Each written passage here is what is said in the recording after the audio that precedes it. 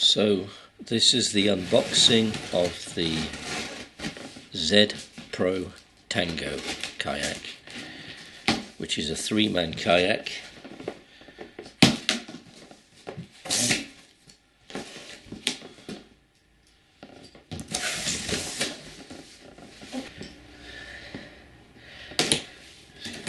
That's it.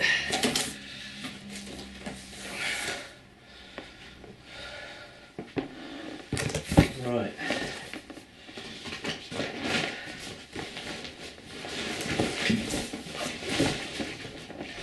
So, get the bag out. It comes in a heavy duty bag like that. Let's get this box out of the way for a minute.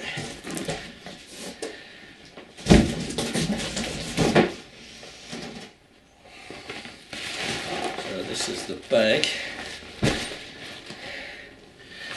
Let's get this open. I'll just unzip the bag.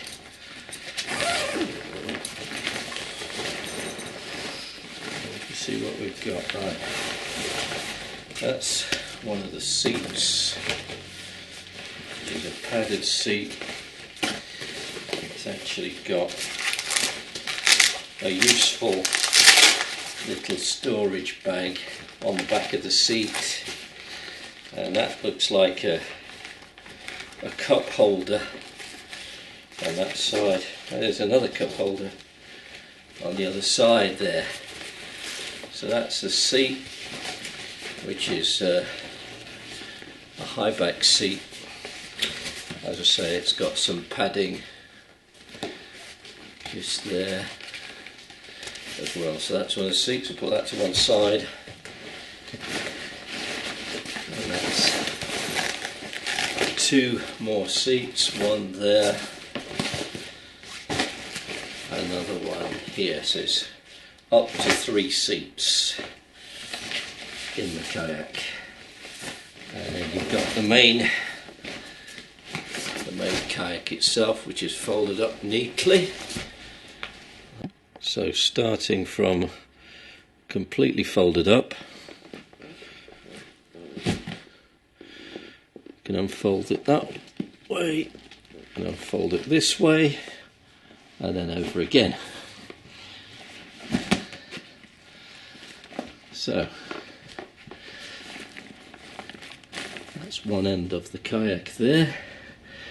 Now it comes to opening it out. So at the back of the kayak is where the inflation valves are. There's an inflation valve for one side there, an inflation valve for the other side, and then there's an inflation valve for the floor as well. So there's 3 separate chambers there. If we turn it on the underside here, right, that is where the skeg will be fitted. So the kayak has been all rolled out now before inflating. That's what it looks like. It's also come with a bag which has got the owner's manual, puncture repair kit, and the skeg there, which that fits at the back into the 2 little sockets at the back underneath. So I've got a pump here, which is the double action pump.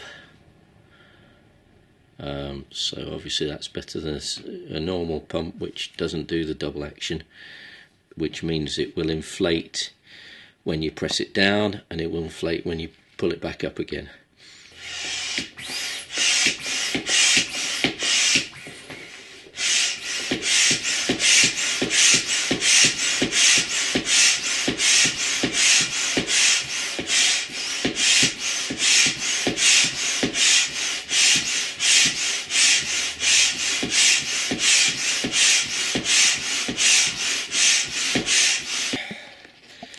So look at that. So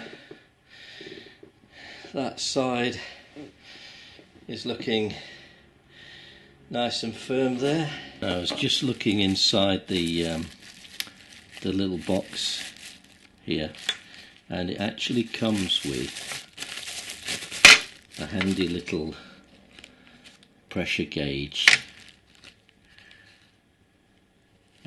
which is this pin attaches to the gauge, and obviously in the manual I dare say it will mention the optimum pressure.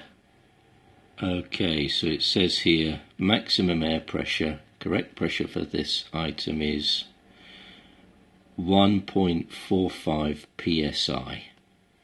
Do not exceed it. So I will have to check that, as I say. Now I've just been pumping this chamber up a bit more.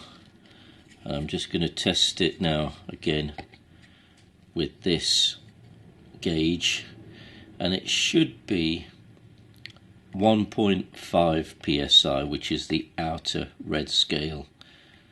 So let's test that now. So if you can see that, just under 1.5, so that's about right. That feels nice and firm.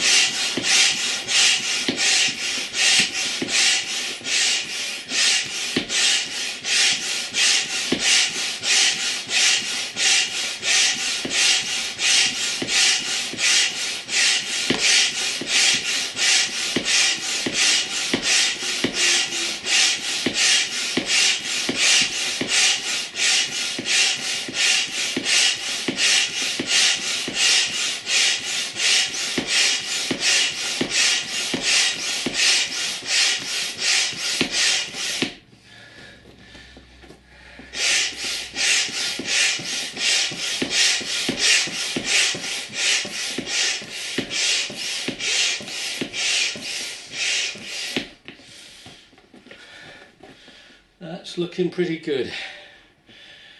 Right. So the seats are designed to connect with this Velcro on the floor. So when you put your seat in, you can position it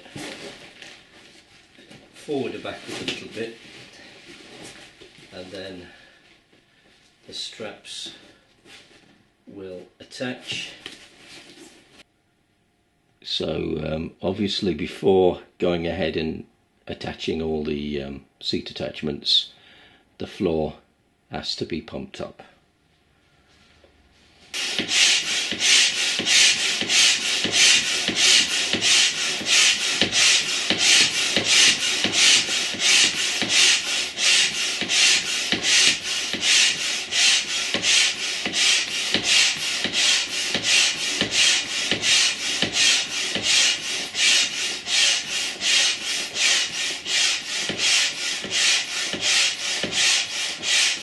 Right, so this is how it looks when configured with two seats in it.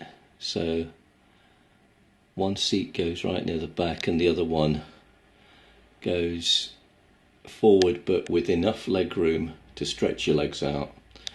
And in between the seats there's a lot of room for someone to carry some extra things and also stretch the legs. So there's a lot of room. As I say, it can take another seat in the middle, so there's plenty of room there to be able to stretch your legs and relax.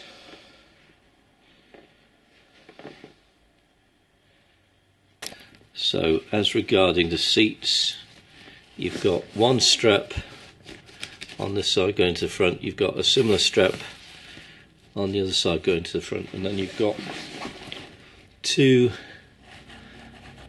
straps, one there and one there at the back of the seat as well. The ones at the front are probably the most important because they're going to stop the seat from falling too far back, but these extra ones just give it some extra stability. And then the actual seat is padded, so hopefully that will be quite comfortable and will support the back as well. In terms of transporting the canoe, there's actually a carry handle at both ends. This is the one at the rear, and obviously there's a similar handle right at the other end. And then there's actually two carry handles in the middle, right in the middle of the canoe, so that if you pick it up with one of these handles, basically the idea is that you can carry that and it's not going to be it's not going to tip one way or the other, because this handle is in a central position. Now, coming back to the valves, these valves, obviously with the cap open, is possible some air might leak out, but obviously when you're on the water, you make sure that all these caps are nice and tight. But in order to deflate this, you actually have to unscrew it just here. So when you unscrew it like that, you get all a big hole of air coming out, and that, as you can see, is coming down nicely. That's coming down quite rapidly there. So as you can see, I've released the air by opening up the valves, and now I've started to fold in the sides. So I've got to fold in the other side, and then we'll see about folding the whole thing up.